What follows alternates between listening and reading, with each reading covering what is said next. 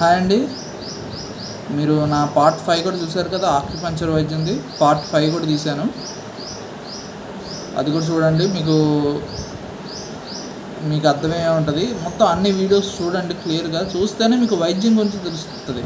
నేను ఈ వీడియోస్ చేయడం కూడా ఏంటంటే మీరు ట్రీట్మెంట్ గురించి తెలుసుకోవాలని, ఆక్యుపంక్చర్ వైద్యం గురించి తెలుసుకోవాలని, దీని గురించి కూడా మన దేశంలో ఈ వైద్యాన్ని ఇంకెక్కువ డెవలప్ చేయాలని. మీ ద్వారా కదండి ఏదైనా సరే, ఆయుర్వేదమైనా సరే, ఆక్యుపంక్చర్ ఏ వైద్యమైనా సరే, ఇప్పుడున్న ఎవరైతే పబ్లిక్ ఎవరైతే ఉన్నారో నా ద్వారా నేను నా క్లినిక్ వచ్చే వాళ్ళకి ఎంతమందికి కావాలంటే అంతమందికి ఈ వైద్యం గురించి నేను చెప్తున్నా.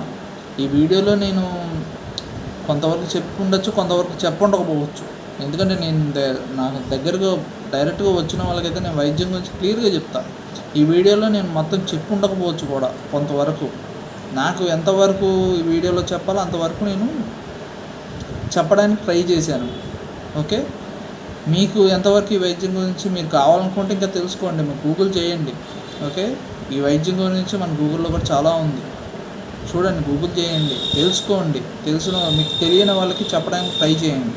ఓకే, మీకు ఇప్పుడు లాస్ట్లో నేను పార్ట్ 5లో నేను ఆక్యుపంక్చర్ పాయింట్స్ కూడా కొంతమందికి పెట్టా. అందుకే అవి కూడా మీకు ఫొటోస్ చెప్పా. లాస్ట్లో నా యొక్క ఫోటో ఒకటి వచ్చింది, అదేంటంటే మెడిటేషన్ అనమాట. ఆ ఫోటో ఎందుకు చూపించానంటే లాస్ట్లో అది మీకు చెప్పలేదు ఆ వీడియోలో.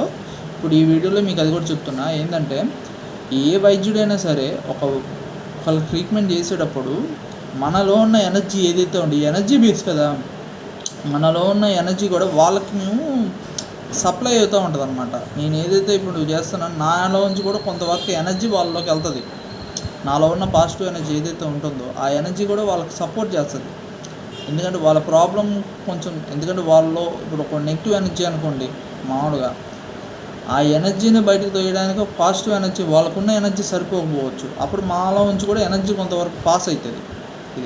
దీన్ని మీకు ఏంటంటే నేను వివరంగా క్లియర్గా చెప్పలేను కొన్ని, కానీ అక్కడ పనిచేస్తుంది. ఎందుకంటే మాకు సబ్జెక్ట్ ఉన్న దాంట్లో మా సబ్జెక్ట్లో మాకు తెలుస్తుంది అది. ఎందుకంటే ఎవరైతే ఇప్పుడు చైనీస్ ఎవరికైతే నేను అన్నానో వాళ్ళు కొన్ని పెట్టారనమాట, వాళ్ళ పుస్తకంలో ఉంది. ఇంతకీ వాళ్ళ కనుక్కొని పెట్టిందనమాట. ఈ అన్నీ నేను ఏంటంటే మీకు క్లియర్గా నేను ఎక్స్ప్లెయిన్ చేయలేను, అది ఎట్లా వెళ్తుంది ఏంటి అనేది.